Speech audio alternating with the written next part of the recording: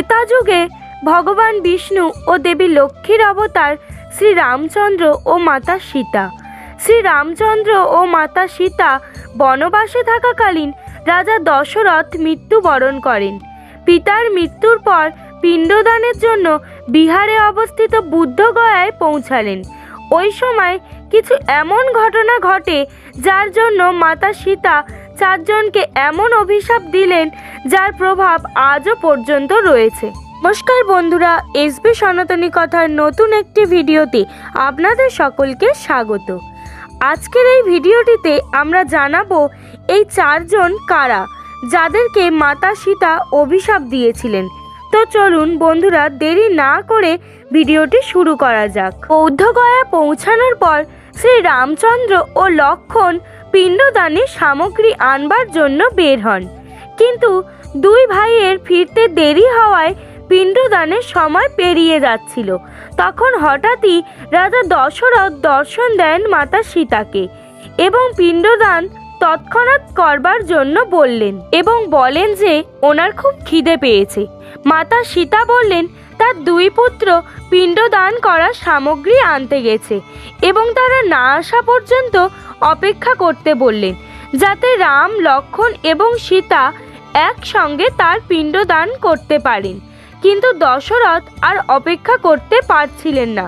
তখন মাতা সীতাকে ফল্গু নদীর তীরে থাকা বালি দিয়ে তার পিণ্ডদান করতে বললেন। এই কথা শুনে রাম লক্ষ্মণ আসার আগেই মাতা সীতা সঠিক বিধিবিধান মেনে রাজা দশরথের পিণ্ডদান সম্পন্ন করে দিলেন। ওই সময় সেখানে উপস্থিত 5 জন সাক্ষী ছিলেন, অর্থাৎ যারা মাতা সীতাকে পিণ্ডদান করতে দেখেছিলেন, যারা হলেন বটগাছ, ফল্গু নদী, একটি গরু, একটি তুলসী গাছ এবং একজন ব্রাহ্মণ ছিলেন।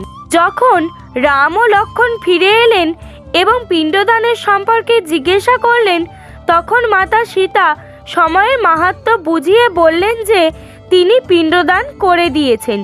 নিজের কথা সত্যি প্রমাণ করার জন্য মাতা সীতা ওই 5 জন সাক্ষীর কাছে রাম ও লক্ষ্মণকে নিয়ে গেলেন এবং তাদের সকলকে সব সত্যি কথা রামের সামনে বলতে বললেন।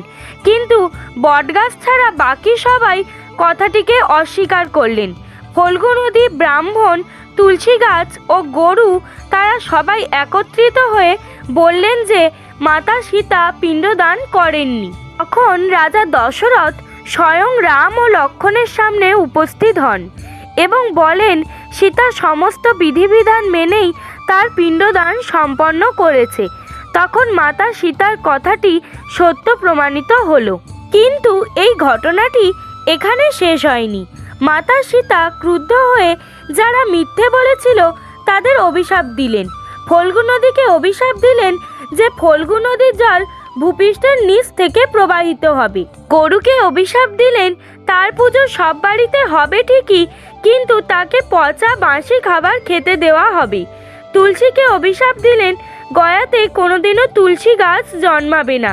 ব্রাহ্মণকে অভিশাপ দিলেন গয়াতে ব্রাহ্মণ কখনো সুখী হবেন না এবং সবসময় দারিদ্রতার মধ্যে দিয়ে তার জীবন অতিবাহিত হবে। সবশেষে সত্যি কথা বলার জন্য মাতা সীতা বটবৃক্ষকে আশীর্বাদ করলেন, যে ব্যক্তি গয়ায় পিণ্ডদান করতে আসবেন সে বটগাছকেও পিণ্ডদান করবেন এবং বটবৃক্ষকে আমৃত্যু বরদানও দিলেন। তো বন্ধুরা, আজ আপনারা জানলেন সেই 4 জনের কথা যারা মাতা সীতার দেওয়া অভিশাপে আজও অভিশপ্ত। ভিডিওটি ভালো লাগলে অবশ্যই লাইক, কমেন্ট ও শেয়ার করে আমাদের পাশে থাকুন। জয় শ্রীরাম।